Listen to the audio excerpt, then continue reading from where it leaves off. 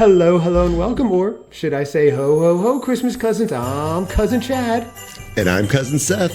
And for those of you who are new to the show, or for those of you who have been listening, a little refresher, again, I'm Cousin Chad, and this show is all about the journey. It turns out my beloved Cousin Seth was not doing any of the fun holiday activities, Christmas activities, or any season for that matter. When I got wind of this myself as a Christmas lover, and I love all things fall and all the seasons, I said, Seth, we've got to take you on a journey with me as your Sherpa, showing you the way, taking you through. Let's record it, let's broadcast it, let's meet some friends along the way. Let's see how this journey goes. In this time, this is episode 211, Cousin Seth. We have not only amassed an amazing legion of listeners. We've not only amassed award after award, I believe Peabody's, Nobel Peace Prizes, things like that, which we don't talk about on air often, but you have grown so much so, as we say, your heart's grown 3 sizes so large that your cardiologist is now concerned and put you on a statin. So Cousin Seth, one fun thing you love and I love is that we get to meet guests who are going crazy by the repetitive theme playing over and over like a psychotic carnival. But today we have a luminary of the Christmas world, not a luminaria, but a luminary, someone who most of our listeners, I'm sure there's a lot of crossover, know who he is. We've been excited to have him on. It was a big get.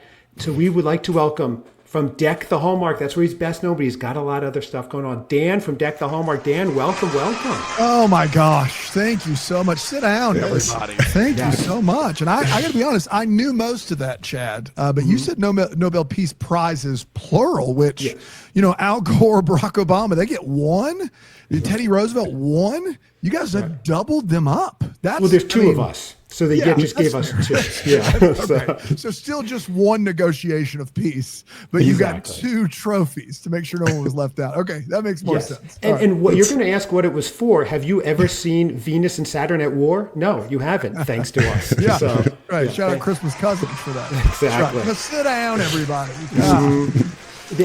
Our fans are rabid. They're kind of like deadheads. They're called Seth heads. They follow us everywhere. Yeah. And I hope you're not nervous in front of our live studio audience. Usually Seth gives them gifts at the end and things as well. And I'm remote and you sent them over, which is fantastic. It's really, really kind of you to do. It really is. Yeah, it's creepy. And they'll do whatever Seth says too. It's very Manson-esque. So absolutely. It gets nerve-wracking. Yeah. But welcome to the show. We're very excited. I met you virtually when we recently were on the Joe's Christmas Aficionado YouTube discussing the Hallmark Top 100. And I've been a fan of Deck the Hallmark for a long time now, so I was aware of you. Of course, everybody's fans of Christmas Cousins, so we know that. I mean, that goes without saying. Yeah. But I had such a great time talking to you. I felt like we hit it off. But while we were talking Hallmark and kind of the ridiculous minutia of that world, I got some snippets from you that you were saying about your new podcast, Breakfast in Hell, and just some other parts of your life that I found really fascinating. And Cousin Seth was watching, and he said, well, we really need to have Dan on and kind of go beyond the pod, let people know a little bit more about your background, your plans, and what else you do beyond what they hear as the somewhat curmudgeonly Hallmark despiser. So, yeah, well, God bless you. And first of all, Chad, I think the banter was fire immediately on the Christmas summit. I could feel that chemistry through the interwebs. So I'm glad you felt it too. And thank you so much for having me. I appreciate that. Like, that's very, very kind. Anytime anybody wants to know more about me, that's always like, it's like a don't make me sing moment, like Kristen Wiig on SNL, where it's just like, don't make me sing, but I can talk about myself, I guess, if you need me. That's why you cleared your calendar for the rest of the day as well. Yeah, that's right. Seth is one of his favorite topics, Dan. So it makes sense. So, you best. That's right. Dan, so I also want to talk about, at the end, we'll get into this a little bit. You have a brand new podcast that just dropped, I believe, yesterday, Breakfast in Hell. I saw it dropped, and we did share it on our story, so get ready for the influx of listeners. It'll be tough. I know. I hope that your bandwidth is... juice there, yeah. Oh, yeah. But I was listening to it actually earlier. I was taking my dogs on a nice long beach walk and listening to both the trailer and the first half, because my dogs don't walk that long. Yeah. They did everything they could. They were totally vacated at the end. So we got through about half, and it was fascinating, and I really enjoyed that. And it had such a disparity from what you do with Deck the Hallmark that I know this is kind of your passion project, and you had a lot of just a lot of feeling towards it. So let's actually get into that before we start at the beginning. Breakfast in Hell, because I know you want to promote that as well. That started just yesterday, which which it was fantastic. So what is that in your background that made you want to explore that? And was this something that kept coming up in conversations or just a thought you had and you sought people out? Yeah, I appreciate you asking all of that because on the pod, we've recorded 6, even though only 1 has been released. I don't really get into it's really about the guest, but Deck to Hallmark's fun and I get to work with my best friend and we have a podcast network and it's amazing. And I did minor in film in college, so I'm using a little bit of that. But Breakfast in Hell is an opportunity. I love the interviews we do on Deck to Hallmark. And so it's an opportunity to do some like a long form interview podcast, I think first, which is great. But second, my dad was a Southern Baptist pastor. My mom went to seminary too. My brother's a pastor. I grew up in a Christian home, Christian school, taught Christian school. I have an education master's for years and years. And then over the last 10 or 15 years or so, started to kind of unpack some of what I was taught growing up that I would consider more like tribal or cultural and that I thought was just true for everyone, right. And try to separate that from kind of what I believe about life and existence. And I know that's not super happy, fun time Christmas, but it's important stuff. And I found that I really love talking about it in a way that I think sometimes makes people feel uncomfortable. And so what I also found was other people are going through this. They're going through kind of an excavation of their faith and they want to hear conversations about it. But they don't necessarily want to be in them. So I literally the first episode released yesterday and I heard from, I'm going to lowball it, 50 people from some part of my life. Anything from, hey, I've not talked to you in a year. I can't believe you're doing this. This really meant a lot to me. All the way to like a teacher from 8th grade who was disappointed in me. So really? Oh, wow. Yes. So like, they held on to it that long. They really did. Yeah, I think I was great in 8th grade. I think now they're disappointed. But so it's definitely a passion project. It's something I've been thinking about doing for years and years. I heard the name of the podcast, Breakfast in Hell, is from a song by a band called the Newsboys. I don't know if you've heard of the Newsboys or not. They were big. I think they're still around, but they were a big Christian music band in the 90s. They had a song called Breakfast, where they did a tribute to this guy who died, who used to hold breakfast club at school on Monday mornings. And he would talk about how they don't serve breakfast in hell. And as a tribute to this guy's life, they wrote a song about how amazing he was and how awesome unironically. An unironic song, right? And so that was like one of my favorite songs as a kid. And I found out like 5 years ago the song's fake. So the song is completely fake. It was a fabricated song by producer Steve Taylor and lead singer Peter Furler to sell records. And that's ironic. So for me, it was this like marriage of something that I love talking about my faith journey and my experience and what it was like growing up the way I did. And I love getting to hear other people's stories in that regard. And then I found like this perfect title and it just kind of sat in my brain and kind of like ate at me for like 18 months. And I just finally was like, I have to find time to do this. And so I texted like 10 friends and I said, would you be willing to come on and do an interview with me? And they all said yes. And so I just said, I'm going to start booking these and we'll see if it turns into anything.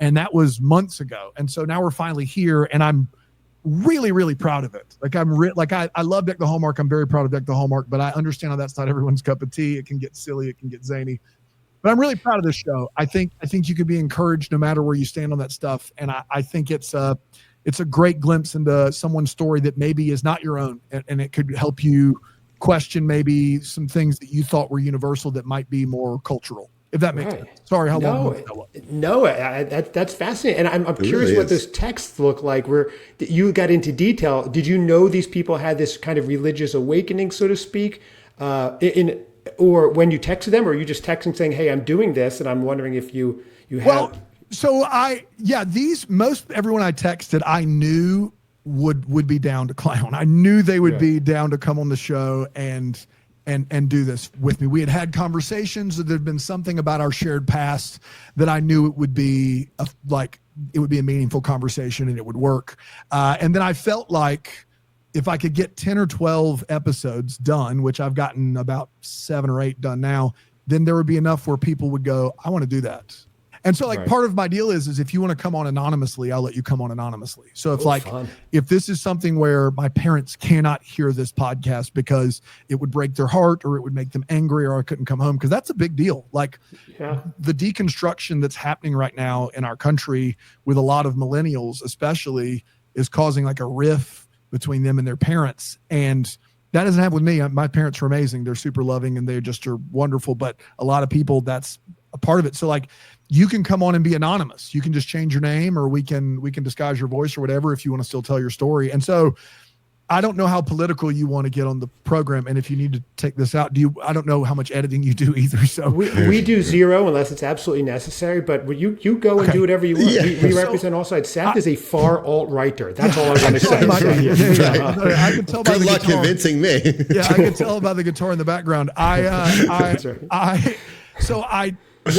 This had been noodling in my brain and it had been driving me nuts that I wanted to do this. And I was like, I kept going, I'll do it one day. And then when the Episcopalian priest spoke to Trump, was like, have mercy, like just have mercy. Just the basic premise of you were once a stranger on these shores, have mercy. Like not a political statement, just like hey, see someone that has less than you do and show them just basic humanity. Yeah, it's a very humanistic thing, right? Yeah. And when I heard the backlash from people that I knew and grew up with, who wanted to write think pieces on how this lady is theologically incorrect, I lost it. Right. I legitimately just went, I've got to do it. I've just got to do it. I've got to start talking about this, and I've got to start moving on this because it is the only positive way for me to move forward. It's the only way that I can move forward and feel like I'm adding to the conversation. I'm providing something that is edifying and encouraging and thought-provoking and not me just screaming. And cathartic, I'm sure, as well. Very, very. If you listen to the second half of that episode, of the pilot episode, I think you will find it's very cathartic. It's a very moving, vulnerable episode. And I think that's part of the beauty of this is I think questioning life is big, man. I don't know if it's Christmas Cousins question. I don't know like where we sit with this, but like questioning life, like why the big questions that none of us know the answers to. I think those are big doings. And I think broaching that subject is tough, and getting into those waters, I think it can be really cathartic and really encouraging and really uplifting if you do it right. And you come to something that makes you better. And you had the avenue for it to express yourself too. Otherwise, you'd be yelling at the walls. That could be very frustrating too. Which is what a lot of people do. I say myself included. I mean, we rarely bring any theological discussions or faith or anything like that. At least. Like Calvin and Hobbes. Right. Onto the show. not the cartoon. We're literally like, never mind. Predestination. Thomas Hobbes and John Calvin. Leviathan and the tulip. You got it. Right. Not the tiger and the blood. I was a history major, guys. I'm sorry. Go ahead. Okay. I love it. Seth. That's great. We need to get our cousin Howard on. He was a history major as well. But so we don't introduce these topics or really talk about it on air. But there are things that are going on naturally in anyone's life. I mean, myself especially, going through different phases in life and seeing how my faith was, doing all this stuff for Christmas is great. I haven't converted or anything. I still do all the Jewish holidays and all that stuff. Seth, that's what's funny. The universe has led Dan, in a sense, to Have when you he's talking about the religion. gospel of Jesus Christ? Right. Well, now you're doing it. Now you're on a Christmas adjacent podcast run by two Jewish guys. Talk about religion. Listen, I mean, tongue this twist. is fantastic. This is all I could ever ask for. Exactly. It is very secular. But yes, Seth, I'm sorry. You were saying. Oh yeah, no, we don't dig into the real tough stuff. I mean, the most. Generally, I guess we did taste test eggnogs, various flavors, and that was very hard on you, Seth. I know that. So. Right, and we tried to do some genealogy or DNA lineage from Santa to Guest or somebody we had on or something like that. But that's the most in-depth research or anything we've done. But they're huge questions. So kind of the running theme, I say, with your podcast, with Breakfast in Hell, is people's basis, a religious basis or faith, how they are, and kind of things they've experienced throughout their life, and any big changes, or a lot of the people you have had, I guess what I'm trying to say, a lot of people that you've had on, they have had like these big awakenings or some sort of shift in spiritual. Yeah. So I would say the best way, I didn't mean to cut you off, Seth. Someone had to. Dan. Yeah, someone had to. He appreciates it. The best way to describe it is everyone on the podcast was raised in a tradition of faith, and they, since that raise, have like gone away or changed that system of faith that they were raised in to find their own, and they've either completely abandoned it, found a new synthesis, or gone back to it. So like some of the interviews I have are with folks that are like, I got an interview coming up with a guy who's like, yeah, I was born and raised in this tradition of super conservative, super Christian, super blah, blah, blah. I went to Liberty University and we were in convocation, and I started to realize that the things that they were preaching weren't in the Bible. They were just politics, and they were telling me they were in the Bible, and I'd like left it completely. And now he and his whole family go back to an evangelical church. So like he's kind of made it full circle. So I think the goal is to find that crossroads. I think everyone as an adult, you have to make your life your own, right? At some point, you can't just be like, well, mom and dad always did. I guess I'm from South Carolina. A lot of people actually do just go, well, mom and daddy always did it this way, so we can always do it this way too. But I think at some point, whether it's your faith or the restaurant you go to on Sunday afternoons or the truck you drive, like if I ever owned a truck, I'm a 6'5" Southerner who sometimes doesn't sound like it, but if I ever owned a truck that wasn't a Ford, I think my grandfather would rise up out of his grave and be like, how could you let the family down? Right. And so at some point you have to make it your own. And so I think the beauty of this discussion is for folks that are, I think there's a lot of folks out there that feel as though they're wrong to question it. Right. So they feel as though I'm just wrong for thinking the thoughts that maybe I don't believe what my mom and dad believe. And so they can listen to this podcast and go, hey, that guy, he left and he came back. And then there's other people who left, like, who are now just full on atheist or full on universalist or whatever. And so I think the goal is, it doesn't have to be evangelicalism. It could be Judaism or Catholicism or Buddhism, but there's a tradition we grow up in. And then, you know, whatever it may be, you start to see some cracks in that. Yes. That were not really about the tradition. They were about what it was like to be in your household or in your community or your school or your church. And like, for me, it was the rapture. Like, you guys catch a few breaks for being in the Jewish faith tradition. And one of those is you didn't have to grow up with the fear of the rapture, which was this thing where we were shown movies as kids, like literal movies where people would just disappear. Like you would go home and be like, if I don't have Jesus in my heart, I could wake up and my family will be gone. Wow. So it was a fear, a kind of a control by fear thing going. I didn't realize that. Literally scaring the hell out of you. That's what it was. That was the idea was you need to have fire insurance. You need to pray this prayer and believe. Oh my gosh. Because if not, like Jesus could come back. Like there's a verse in the Bible that's misquoted all the time, like a thief in the night. Like literally no one knows when he's coming. And when he comes, everybody's going to leave. Well, it turns out everybody who believes in him is going to leave. Everybody that's not is going to stay here, and there's going to be like 1,000-year reign of the devil, and it's going to get real bad. As if it could get worse. But what's wild is that the rapture is not in the Bible anywhere. It's literally not in there. Really? So it came after? So it's an interpretation of some of the apocalyptic text of the Bible that get there. And growing up, we thought it was like chapter 1, page 1. Right. And then you get into college or you get into high school and you kind of go, the word's not even in there anywhere. Oh my God, wow. Yeah, we didn't have to deal with that, Seth. I mean, yes, we had to listen to Barbra Streisand ad nauseum, which was its own version of 1,000-Year Reign of Hell. Rapturous, yes. Yeah, but we did not have to deal with the rapture at all. So I'll take Jewish guilt over the rapture.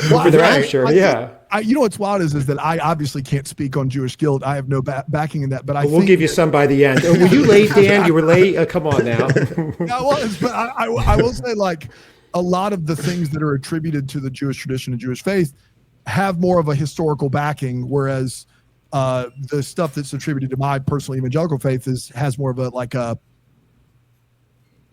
hysterical backing. So like, even down to the text, and I don't know how much history you want. I still can't believe we're doing this on the Christmas Cousins podcast. Great. We contain multitudes on this show, to paraphrase Whitman. In your background. That's right. Actually, they're horns. They're candy cane horns growing out. You've heard. Yeah, I heard. So like, the Jewish text or the Pentateuch or the law, like there's these manuscripts that you look at, and these manuscripts are very clear. Like there's this history, even if you're not an Orthodox Jew who like can't eat meat and cheese together or whatever these rules are that you follow, there is a history in it, and there's a tradition of remembrance, right? We remember our ancestors.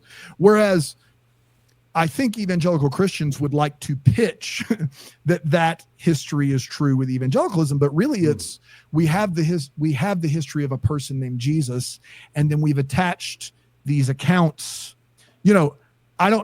I was told growing up that the Bible is the most accurate book in the Bible because we have all of these manuscripts that were the ones that were copied over and over again. And I was like, man, it can't be wrong. There's that many copies. Well, the truth is that while the Pentateuch, the Old Testament and the law, the Judaic law does have a lot of these very old manuscripts, there is no original manuscript of the New Testament. We don't have it. Really? It doesn't exist. Okay. We have a copy of a copy. And then what would happen is people who are passionate about Jesus in the 200 years following his life and death and possible resurrection, they would copy portions that they appreciated. So until Constantine in 332-ish BC, AD, we didn't have an original, and we didn't have a single real copy. We had, go ahead. Well, each new version then had to just be rife with confirmation bias. So people would take the parts they wanted, and that's what they would replicate. Now you're getting it. What happened is that before Constantine, there are 200 years where everyone had their version of Christianity. There was a version of Christianity where there was a different God every day of the year, 365 different gods. Seth, you would have loved that time. You would have been considered a god, I guarantee it. Yeah, you would have. I'll take Tuesdays. Every Tuesday. The god of Tuesdays. So you only have 52 gods. You've narrowed it down already. But it was one of those things where it was so widespread, and the manuscripts were just all over the place. Wow. And then what Constantine did was he went, it was about power. He was like, I want a standardized version of the Bible. And so he hired scholars to write the version he wanted. And they made like over 50 copies, which in 330 AD is that's millions. Right. Only 47 people could read then. That's right. So there were 3 bonus ones. And so all of the copies we have now, in case it rains on one, it could rain on one. And one of those extras is really all the copies we have now are copied from, a lot of them are from those that Constantine ordered. So I know that we're in the deep waters, but if you think about the remembrance of the ancestral genealogy of Judaism, it's very historic. Even if you don't follow all of these very archaic laws, you remember the night that the light lasted for 8 nights. You remember these things. And it would be so cool if Christians were like, we remember that Jesus said to help the immigrants. We remember that Jesus said to help the orphan, the poor, the elderly, to give all your money away. But that's not what Christians do. They take a version of the Bible that's bastardized to the point of almost no return. And they just go, it says this, and it's still, Jonah was really swallowed by a whale. All these things really literally happen, which means literally we have to do things a certain way. And that's not helpful. Are there unadulterated versions of the pre-Constantine Bibles out there that scholars can look at? Did that make any sense or no? So not in their entirety. So we have people, so like before Constantine hired scholars, these were passion projects. So like maybe we have 2 books here or a book here, but a collection of the New Testament as a whole.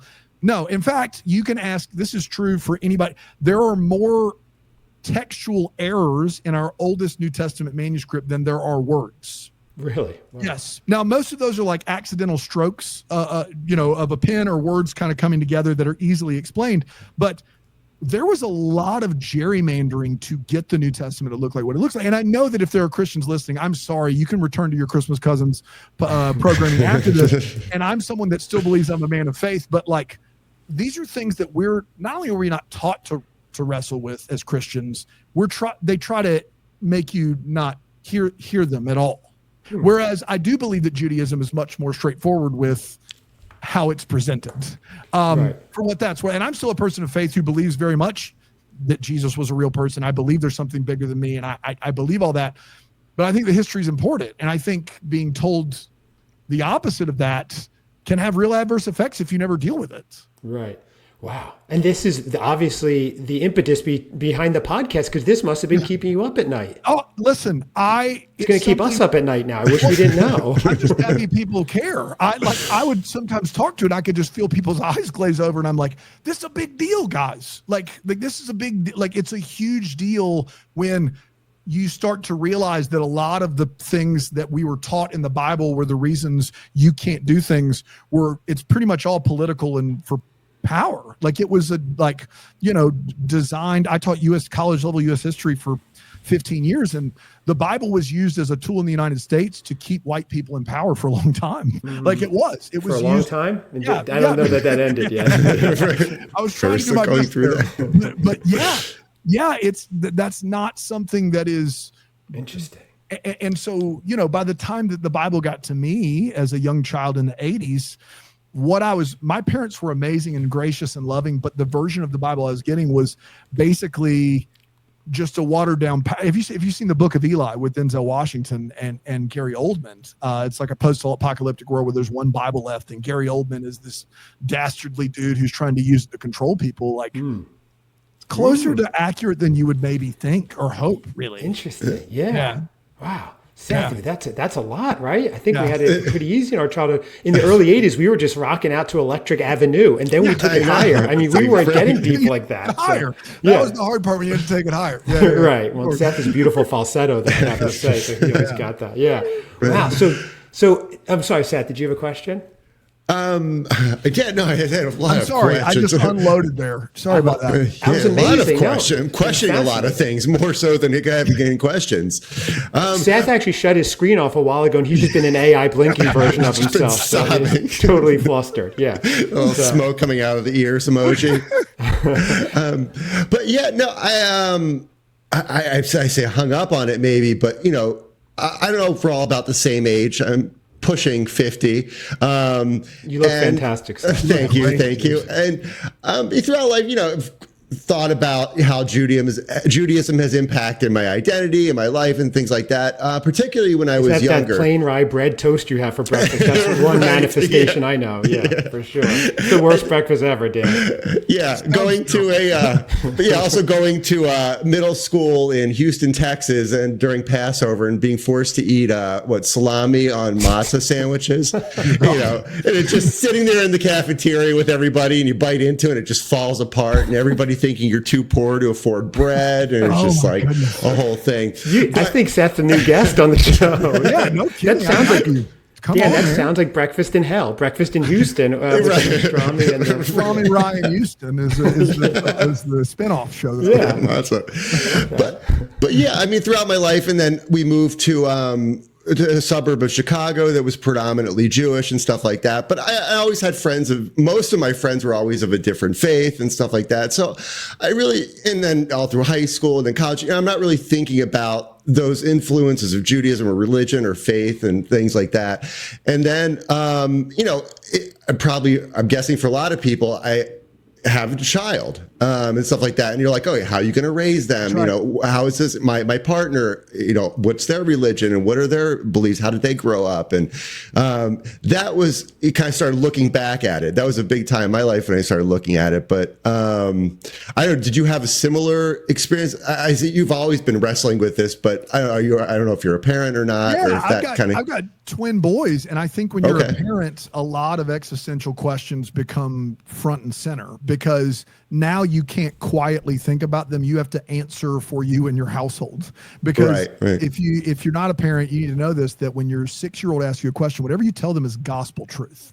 So it is objectively true to them. It's very, and I know that Santa is a topic we're not going to get into here, but like that's an interesting part of Santa Claus that is, very much like a part of being a parent. But when you tell your kids, like when your kids start asking about death and start asking about all of these things, what you tell them is very, very important. And so how I had to, and it turns out you usually have kids sometime in your 20s or 30s, and you're wrestling with those questions. It's almost not fair. You're wrestling with them, and now you're supposed to have all the answers.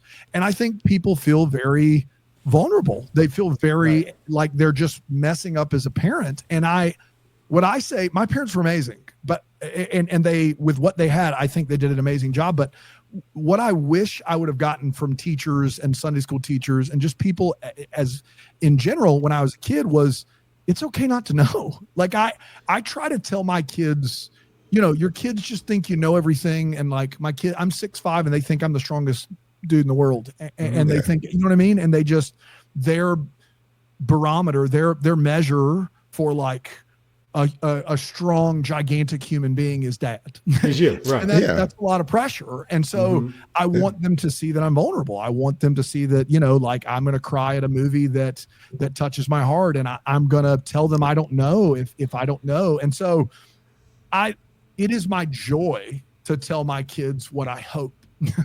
And I'm trying to get emotional here, but like I think hope is far greater than no.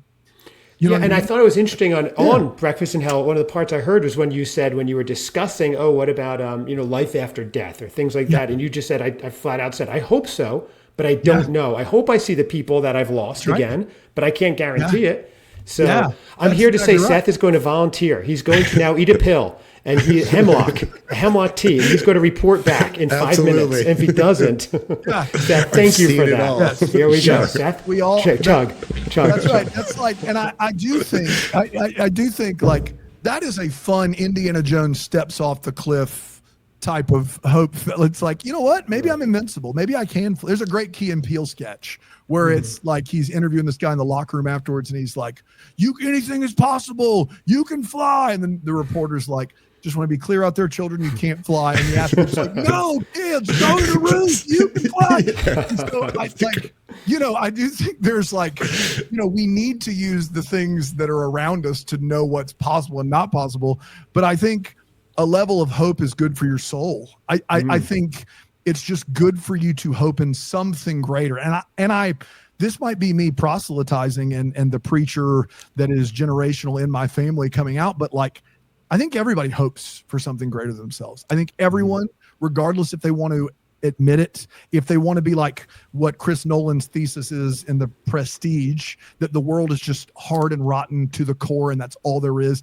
Even if that's what you believe, there's a part of you that does hope for something greater. And so I want that light to burn in my kids. I for as grumpy as I am about Christmas movies, like when something good happens in one of these Hallmark movies, like I want to shout it from the rooftops. I want people to know like, there is something authentic. When it's inauthentic, I don't care. Like Chad is sold on, on any single Christmas, anything that happens at a cottage that's magical, he's in. Right? In Vermont, right? Put in Vermont. For me, like there's something that when it's authentic, it just switches a light on inside of me, right? And so I want my kids to know that there's a joy in hoping.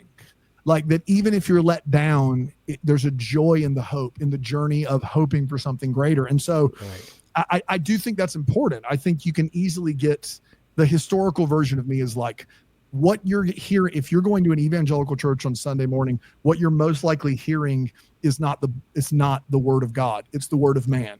And they are not.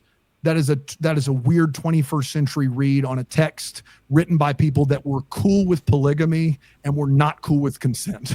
You know what I mean? Like that is the group of people that wrote that Bible. The world they lived in is not the world you live in now. And so and so it's easy for me to get down and just be like, whamp, whamp. But the reality is that I think it makes my hope greater. And I hope that my kids see that because my kids don't get a lot of firm answers. My kids go, my grandma passed away 3 years ago, and I got to speak at her funeral, and she was a hero of mine. And my kids were distraught. They were 5.5 years old and were just like, couldn't deal. And I got to speak at the funeral, and I wrote it, I manuscripted it.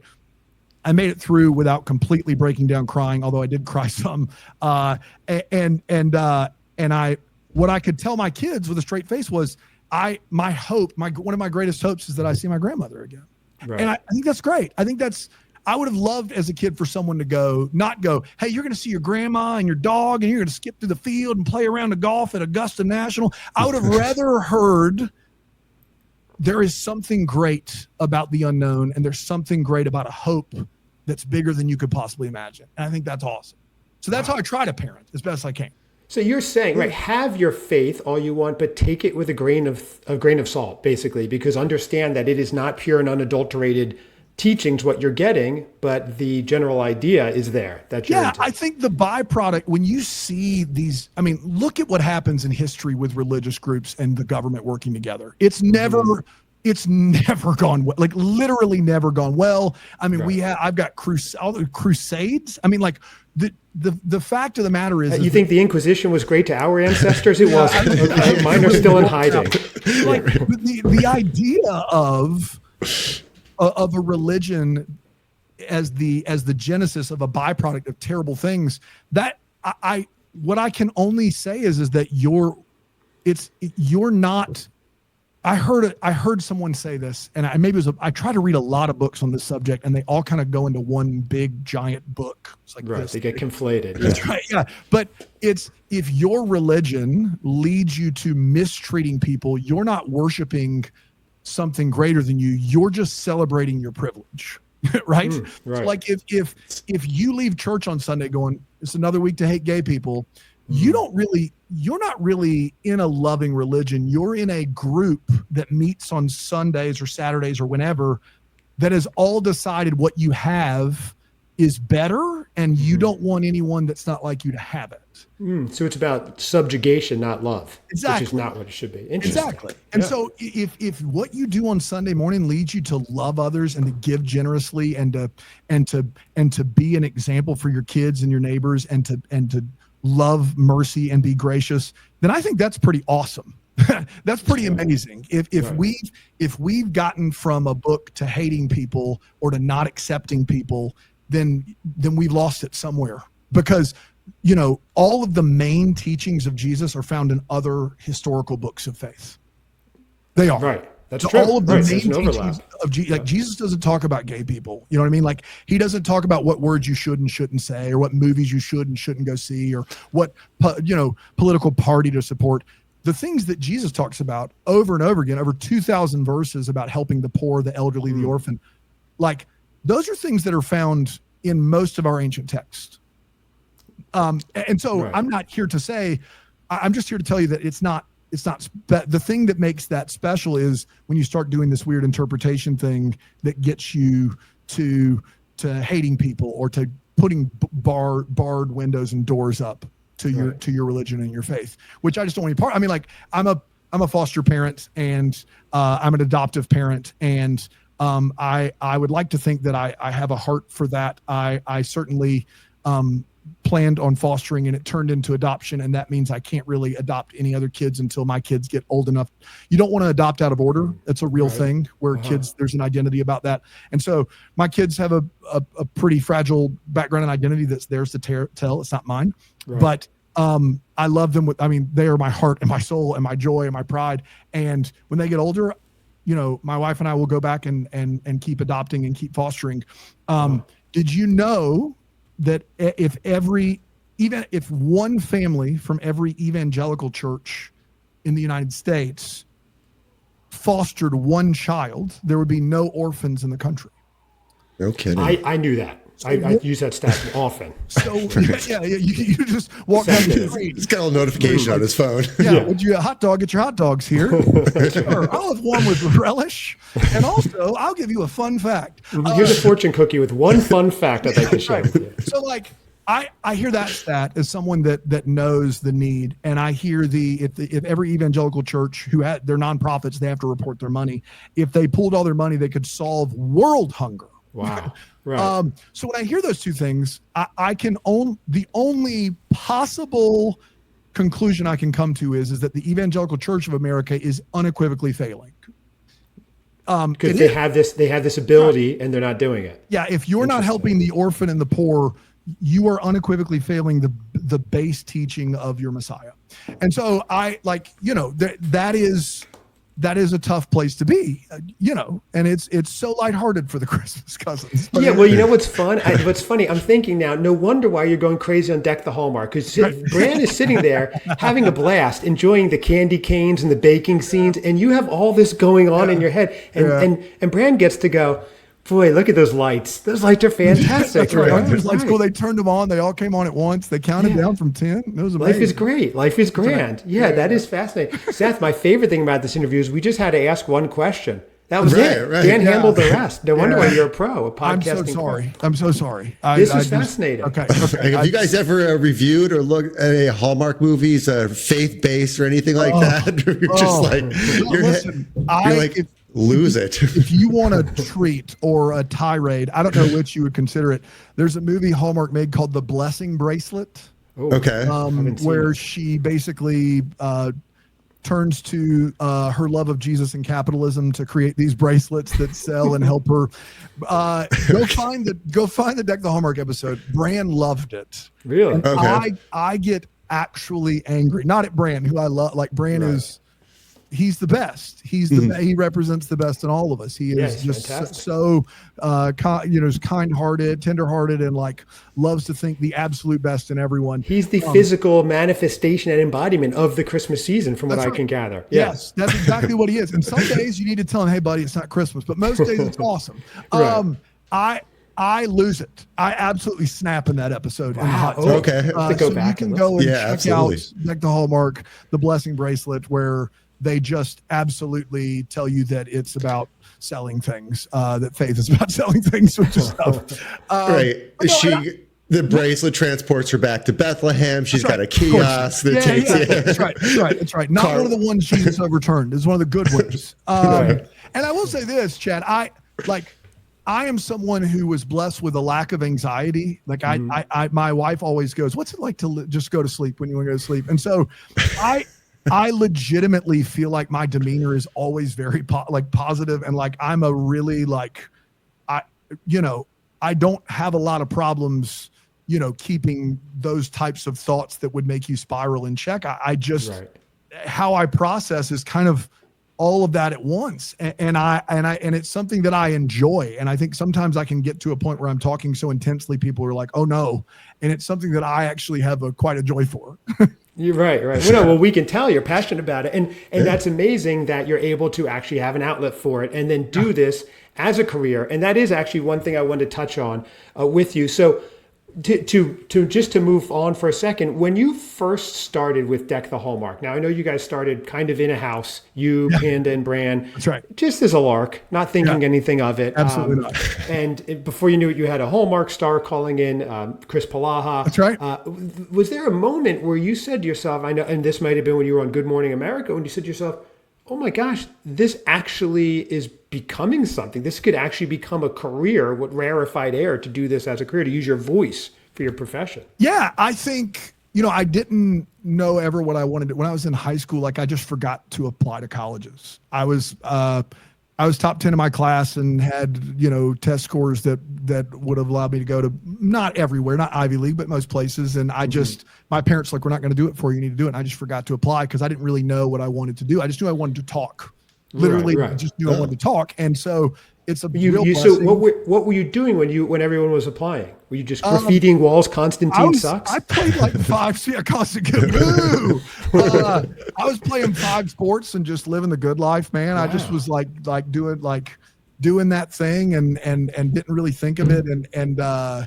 And then I applied to Clemson University, which is a school right up the road from here. And they were like, in that area. "Hey, I graduated in 2001. I'm 41. So I graduated in 2001 and I applied in May of 2001 and Clemson sent me a letter. They're like, "You're accepted for spring of 2002. Congratulations. Like, you're early. We can't technically accept you, but if you go to a community college, we'll let you in." I was like, "Well, this is crazy." I went to Bible college for a year. Anyway, short version is that I ended up getting into teaching and I loved it. Coaching. I love coaching basketball.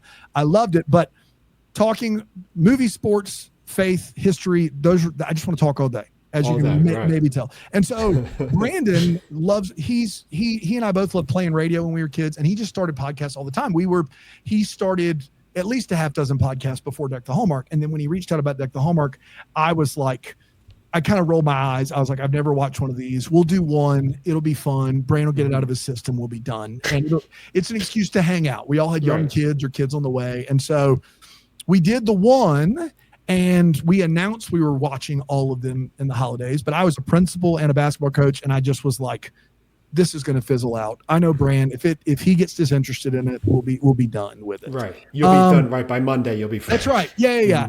And then I said, I think I offhandedly said, we'll never have 100 listens on one episode. Nailed it. Right. We had more than 100, so you were technically correct. We'll never had exactly 100. So I didn't have any expectations. And after I saw the first movie, I was like, I have zero expectations. And then, we started to get a lot of like traction with it. And then Good Morning America, I distinctly remember after Good Morning America was a whirlwind. I can tell that story. I can tell that story if you'd like. Seth, do you know the story about their origin story? Not really. I do know that you guys were on Good Morning America, but not much. So we were on Breakfast in Hell. It's a talk show. Yeah, you don't even know. That's Good Morning America Plus. That's right. Brand was like, he reached out to every publication, all the time. And then Pop Sugar wrote a piece on us, which is a big online publication. And then we made the rundown of the pop culture, something that Lara does on Good Morning America, where she just mentions new things that are happening. And apparently people in the studio had a good reaction to it, because they emailed me, I think, and they asked to be on a call with us that afternoon, and we're like scrambling. We're on a group chat, like, there's a Spirit Airlines flight from Charlotte. If we pool our money together, then maybe we can. And so then they're like, if we work it as stewardesses, we can get there. That's right. Yeah, like if one of us rides in the luggage compartment, which I believe is second class on Spirit. So like, we were talking about like how we need to do this. We need to try to sell us going up there. And then we get on the phone with them, and they're like, hey, what's stopping you guys from doing the show tomorrow morning with Strahan and the gang? And we were like, money. And they were like, and it was, by the way, it was just me, because Panda and Brand couldn't figure out how to conference call. Different story for different day. So I'm just out there. Good Morning America. I'm just out. Yeah, exactly right. And so they were like, oh no, we're covering everything. And we were like, great. So they booked us. That was at 2:30 in the afternoon. We got on a flight at 6 that evening, flew direct. Got picked up by a stretch navigator, got driven into Times Square at the Millennium Hotel right across the street from ABC Studios, 6 a.m. call time the next morning. They went through the segment a dozen times, because we're local and they just didn't trust us to just not freeze on the show. Right. The segment went so well, we got called back out for like goodbyes at the end. Wow. Oh, nice. Yeah. On the plane ride over, it must have been so ethereal. You guys just must have been like, wait, what is going on? Are we being pranked? Like, is Alan Funt the pilot here? What is going on? Well, it was so wild. It was crazy. Yeah. But I know you guys are 40 million plus a day, so this doesn't mean much to you. But that day we had 50,000 downloads. That's per minute. I remember, what's Juan Soto's contract? It's roughly that. I remember sitting in LaGuardia after, because you just got you in a car and they got you right back to the airport. We were back home by 2 p.m. We were in New York for under 24 hours. Oh my gosh. And it's the weirdest, the one thing that you could, if I ever became actually famous, you could never, that I would get so used to and struggle to go back to, would be having a car. This is not, I've never had a car, but guys, if you've never had a car, this is not I've hired a car to take me from A to B.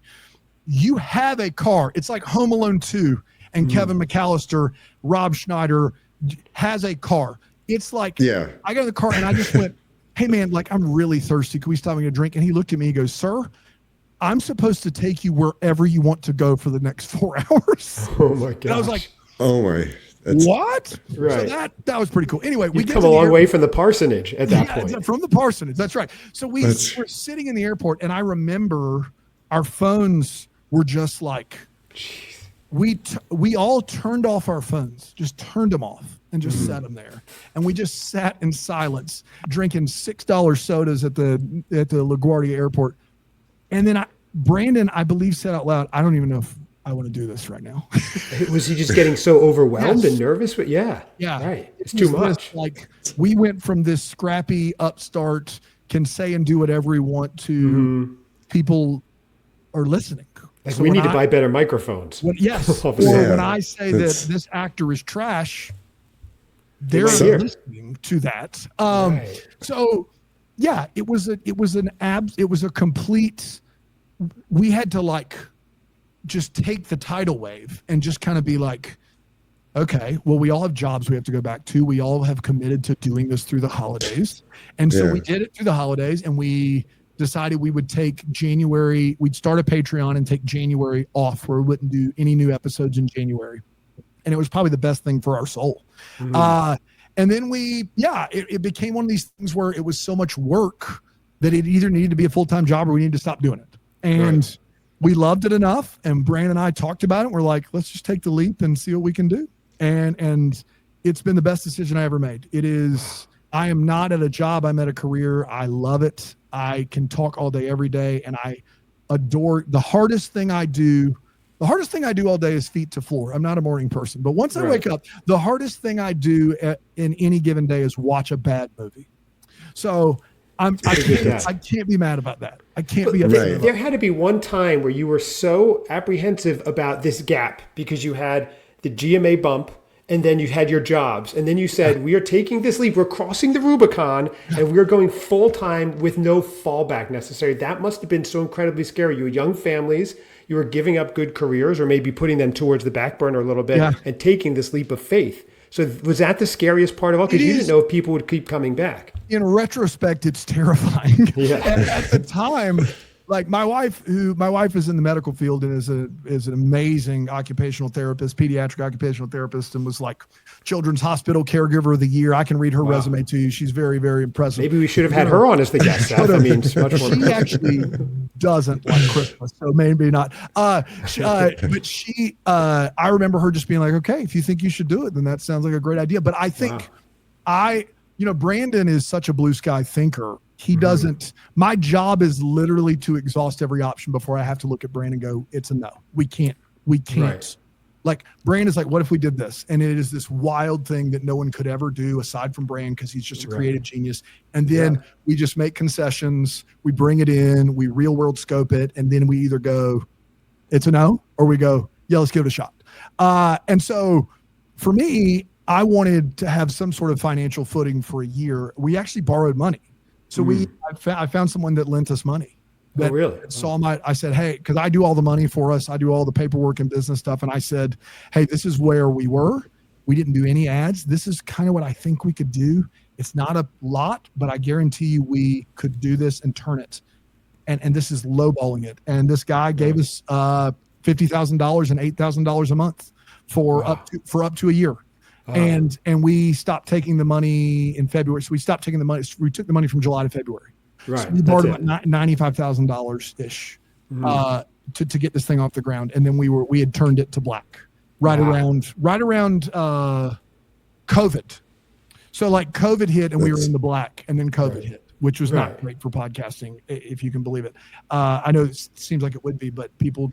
That does seem counterintuitive. I would think a lot of people are sitting around. It's not nearly as much of a laundry folding activity as it is a driving to work and brain off activity. Oh, okay. Interesting. Wow. Yeah. So yeah, I think if I look back on it, borrowing almost six figures and leaving a career where I have a master's degree and 20 years of experience, crazy. It's a crazy idea. Yeah. But it seems like the only way it could have gone. It really especially I say something in media, because I mean, there's uncertainty and you're left a lot of creative devices and things like that. Yeah. For sure. You don't have like a set product or something that you're selling or creating. It's the Wild West. It's a little bit more controlled now, but it definitely used to be the absolute Wild West podcast. Yeah. You're also tied to an entity that you exert no control over. So when when Hallmark has a misstep, like when they took that ad off the air, a major misstep, that could have negatively affected you if that whole network went in the tubes. Well, what's wild is it's probably the reverse of that. When things go wrong at Hallmark, I think people turn to us first. We've become there are a lot of great Hallmark podcasts out there, like legitimately have been since before we started. I think the reason people turn to us, aside from the the paradox or the oil and water of these three straight white dudes talking, Hallmark Christmas movies. I think the thing people realize is they absolutely know they're going to get a 100% like critical take. Right. And they may Authentic, hate it, and they may get mad when I didn't like the movie they all liked, but they tune in anyway just in case. You know what I mean? Right. Because they know it. My wife loves to bake bread, but she also knows this is not a good husband tip out there. But like, I'm just an honest person. Like, if I don't think the bread's good, I'll just say the bread's not good. That's right. Sometimes you got to just eat the bread, Dan. Yeah, I've been married over 20 years. I just eat the bread. It's always good. My wife, like, she so appreciates because when it's amazing, she's like this is what I'm going for. Right. So, but that's not for everybody. But I do think you became like the Simon Cowell. If you liked it, it was so much of a bigger thing. And you know what's funny? I started watching those movies on a lark in like 2018. So kind of parallel when you guys started. And I was like, I'm going to watch this just because I'm going to like make fun of it and be too cool. And after watching it, I so thoroughly enjoyed it in spite of myself. Then somehow I came across you guys and I would find myself watching the movies going, oh, what are they going to say? That's the magic sauce of your podcast. What are they? Oh, they better like this part. Oh, if Dan doesn't like this part, I'm driving to Greenville. So that's it. I can't tell you, Chad, how many times we got, I can't believe you didn't mention X. Right, or I can't believe you liked Y. There are so many times I do think people are guessing. They're at home going, the guys this isn't gonna hold water with them. Or I knew they'd bring that up. And it's like this. It's unfair because when the viewer is wrong when they're listening about what we like, it works because they get frustrated and they listen again. And when they're right, it works because they're like, I'm outguessing the room here. I'm in their heads, and either way it works. And so it is. I'm thankful that Brandon and I have a chemistry, and we're literal neighbors. We don't get tired of each other. We literally next door to each other. Yeah, there's a fence on the property line. Like, take the fence down. Go all in. Well, I got a swimming pool and there's rocks, and also I just want to be above him. You know what I mean? There's a slight elevation. That's right. It rolls downhill. Brand's learning. So and that is interesting. So it was a paradox that whether they liked what you're saying or didn't like what you were saying, they were interested, and that's what makes a good show. Yeah. Well, it's like we had, Ashley Williams and Tamara Mowry Housley have both told me that I've made them cry, which. Talk about the worst thing you can tell me, but I did make you cry. So I think that's fair. But it's like my first thought is, oh my gosh, I just made this person who is incredibly gifted at their craft cry. And then my second thought is, why are you listening? Right. Where I start by saying, I despise. And the reason they listen, and Ashley Williams, a dear friend, the reason she listens is because when I like it and when we rave, it means something. Right. It means something. And Tamara was so incredibly kind. Like, I listened to this episode and I shouldn't have listened because it was Christmas Carousel. Because I understand. Yeah. It might have been Christmas Carousel. I don't remember, but it was one of them. For Ashley, it was the Sister Swap movies. And I don't remember what it was for Tamara. So there's that. Yeah, no. So what is, because we're getting towards the end of the hour here, what is the future of Deck the Hallmark for you guys? I know you had one replacement. You had Panda, who I know you're still friends and close with, and now he was replaced with Brian. Panda, we miss Panda dearly, but we knew in pivoting that we couldn't really replace Panda. And so the goal was to have a model that we call Brand, Dan, and Friends, which is... We do have Brian Harold, who's amazing. He does kind of the Hallmark movie of the week, but we have a rotating cast of characters: Alonzo Duralde, Jacqueline Collier, Ryan Popola, Patrick Serrano. And so we've created kind of like a Bramble family. Bramble Jam is the name of our podcast studios. And we have everybody into town once a year for something called Bramble Fest. And we bring every host in, we put them up, we take them out to eat. We pay all of our hosts. So everyone that hosts the show gets paid at least a stipend of some sort. So the answer to your question, we didn't replace Panda with one person. He was such a unique force. We replaced him with 5. Without giving away anything, because we sometimes have plans that don't come to fruition so many times. I would say my goal has always been to treat the people that do our show with us as like they're doing it alongside of us, which means they should get some money in their pocket. We don't make a ton of money around here, but it's our job to respect other people's time and energy and what they bring.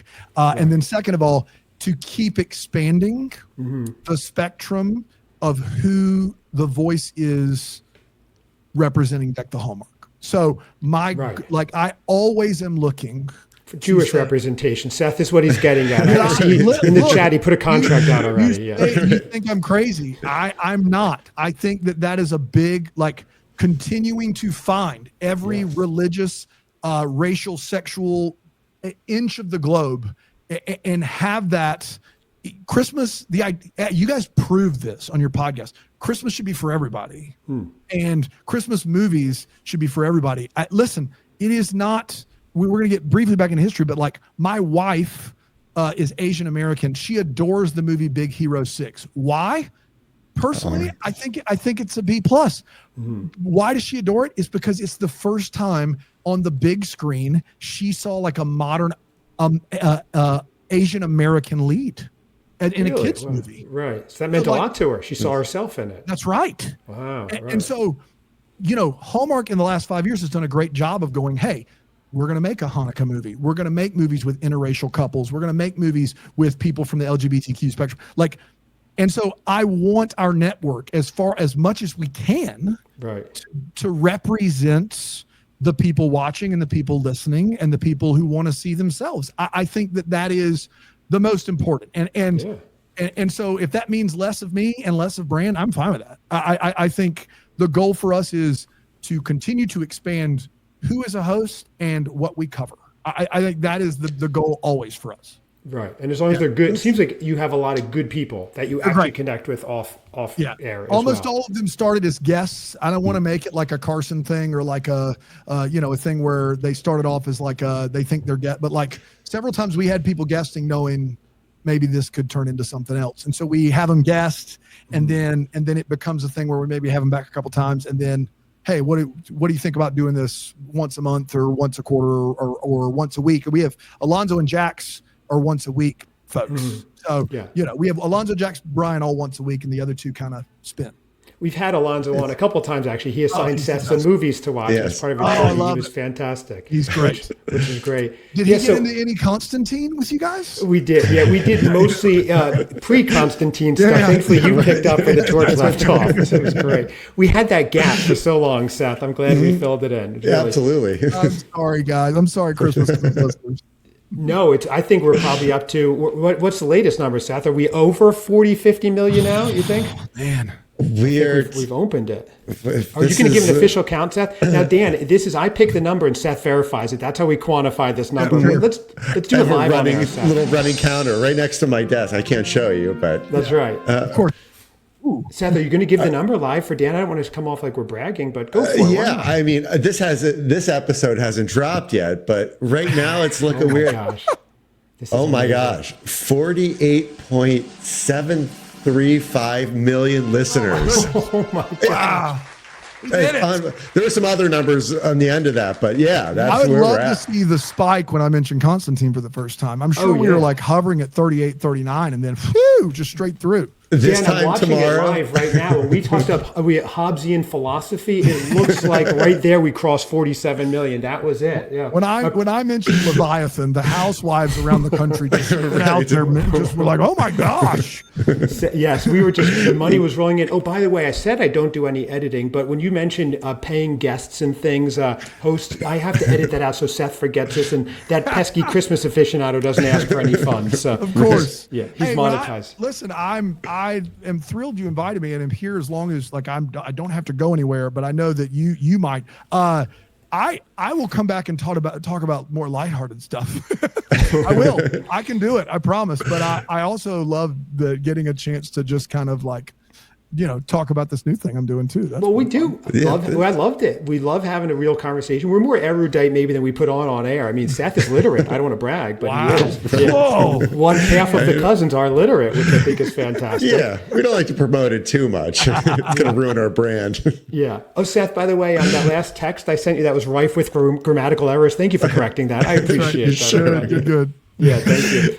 But No, Dan, I think this is fantastic. We covered a lot. I'm glad we got to dive deeper into your new podcast, Breakfast in Hell, because I just started listening. How cool is it for me on my end to get to listen to a podcast in the morning and then in the afternoon talk to the person whose ideation it was and creation is very cool for me as well. So I'm feeling very blessed. And oh, my dog is even into it. Your dog's into it too. He's is away. that a correction on the stats over there? I love it. But what's that, boy? Yeah. I appreciate it. And I will say, if you listen to the first one and think it was like, I think a lot of people, like the first one I think is, we put it out first for a reason. I think it's very like engrossing. I think the rest of them are amazing. Some of them, the first one's pretty heavy. So they're not all going to be as heavy as that first one is.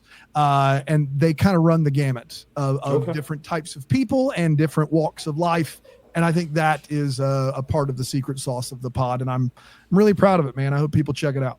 It's great. It really is. And there's nothing, at least that I know of, that is like it. So it seems pretty original as well. I was shocked to find there's not a lot of deconstruction podcasts out there. And I think it is a market that I'm not trying to do it to make money, but I do think people are looking for things of that nature. So, right. Yeah. You know, and if it makes money, it's not so bad either. Yeah, we know.